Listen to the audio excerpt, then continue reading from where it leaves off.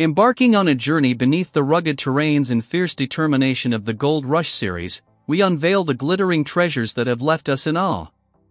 Join me as we delve into the remarkable world of Tony Beets, Parker Schnabel, and other fearless miners, and witness their most exhilarating gold finds that have defined the very essence of discovery and ambition. From heart-stopping moments deep within the earth to the euphoria of striking it rich, these are the extraordinary tales of gold that have captured both our imagination and the very spirit of the hunt. Tony Beets and Parker Schnabel face trials and triumphs on the road to this Olympic gold. Tony spends more money on gear to have his most productive season ever, while Parker's staff strives to increase their gold output. Despite setbacks like broken machinery and lengthy road construction, the search for gold in the ancient miners' tailings pays off for Tony, while Parker's home is threatened by flames.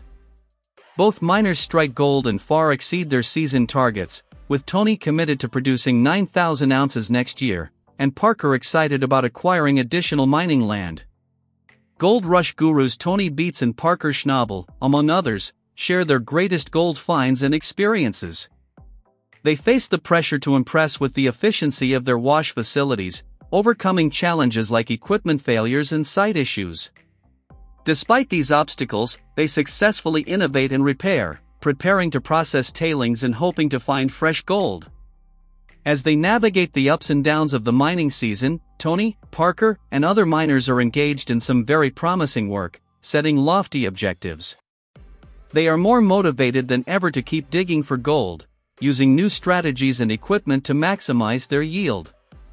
This season, they are not only uncovering massive amounts of gold but also paving the way for future successes in the harsh yet rewarding world of gold mining.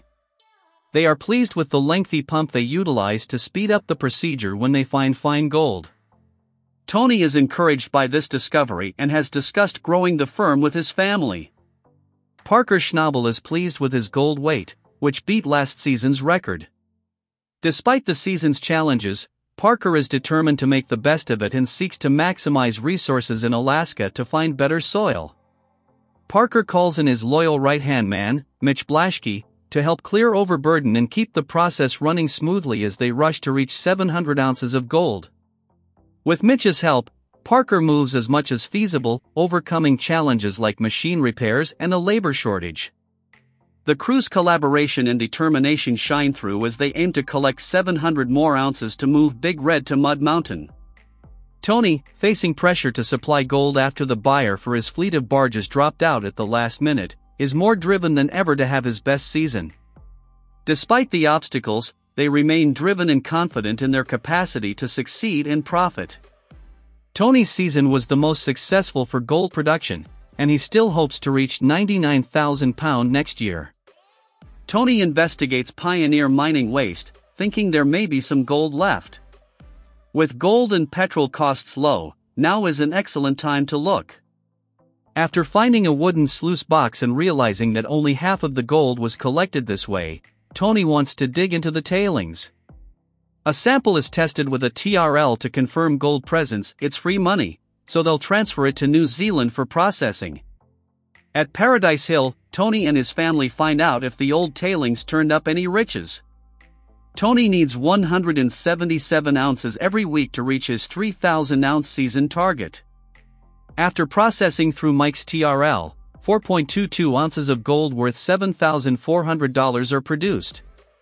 They decide to keep operating the tailings facility after Tony's intuition proved correct. Parker's premier wash facility is a high-stakes gamble because he needs the money to acquire land in Alaska.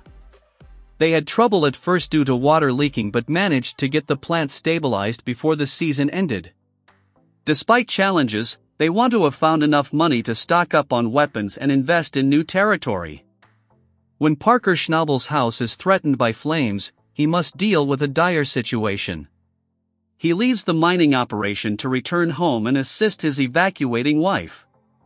Now, Brennan Rule and Colt Foreman must manage day-to-day business, facing conflicts as Brennan strives to maintain order. Despite the difficulties, Parker is resolved to finish the season strong and earn enough money to purchase further mining property.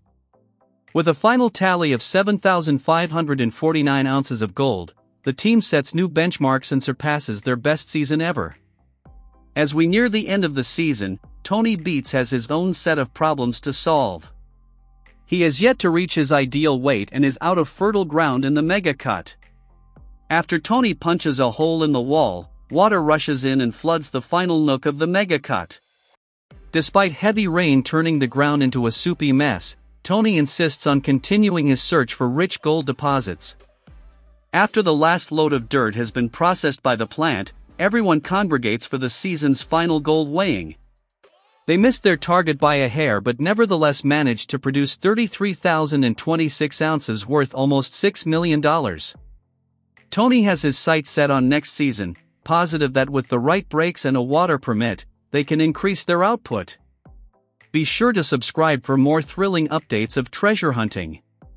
Gold Rush is a riveting reality TV series that captures the highs and lows of gold mining, delving deep into the lives of those who dare to chase dreams of striking it rich in some of the most unforgiving terrains. Among the most compelling figures in the series are the mine bosses, each bringing their unique blend of expertise, determination, and strategy to the unforgiving wilderness. Tony Beets, the Viking of the Klondike. Tony Beets, affectionately known as the Viking, is one of the most seasoned mine bosses on Gold Rush. His no-nonsense approach, extensive knowledge, and bold tactics have made him a formidable figure in the series. Tony's mining operations are vast, often involving large, resurrected machinery and innovative techniques to extract gold from abandoned tailings. His goal is not merely to find gold but to dominate the Klondike region, continually expanding his empire and setting ambitious production targets. Tony's leadership style is tough but fair, and he expects as much from his crew as he does from himself. Parker Schnabel, the young phenom.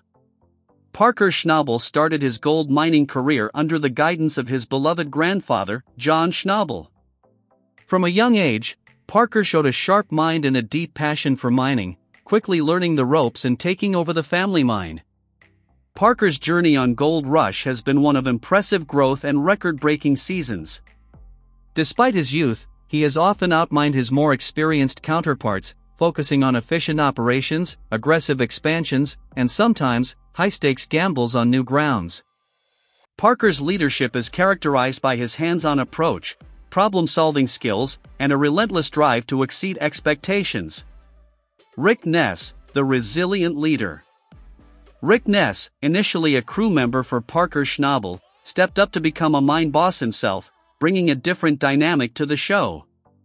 His journey is one of resilience and learning, often dealing with the practical challenges of setting up a new mining operation from scratch. Rick's style leans on loyalty, hard work, and a close-knit crew who are more like family. Each season, Rick's operations have grown in sophistication, showcasing his evolution from a novice to a leader capable of making tough decisions in pursuit of gold. Fred Lewis, the newcomer with a mission.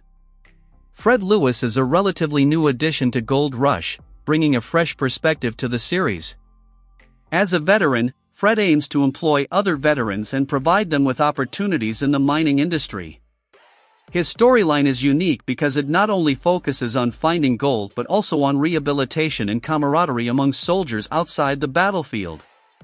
Fred's approach is about building a team where trust and support are paramount, facing the steep learning curve of gold mining with a sense of purpose and community. The strategies employed by these mine bosses vary greatly, from Tony Beets' large-scale mechanical operations to Parker Schnabel's calculated risk-taking and Rick Ness's focus on team dynamics.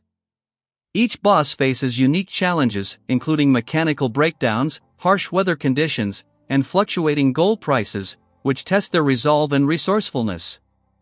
The legacy of these mine bosses extends beyond the ounces of gold they unearth. They have each contributed to the mythos of modern gold mining, portraying it as a viable adventure and a test of one's mettle. For viewers, they offer a glimpse into a life led on the edge, fueled by ambition and the lure of discovery. Gold Rush has not only entertained but educated audiences about the complexities and realities of gold mining. As each season unfolds, the mine bosses continue to inspire with their perseverance, ingenuity, and sheer will to overcome the odds, making Gold Rush a staple of reality television.